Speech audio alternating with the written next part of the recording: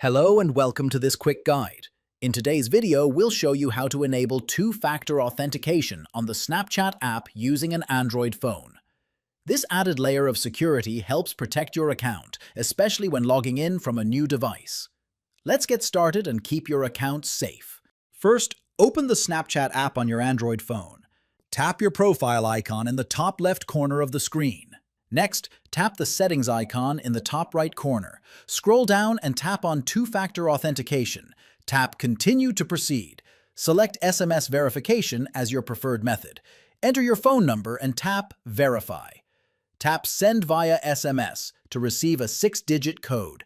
Snapchat will send you a verification code by SMS or WhatsApp. Enter the 6-digit code in the field provided to complete verification. After that, you'll have the option to generate a recovery code in case you lose access to your phone number. You can either save the recovery code or tap Skip in the top right corner. Now, two-factor authentication is successfully enabled.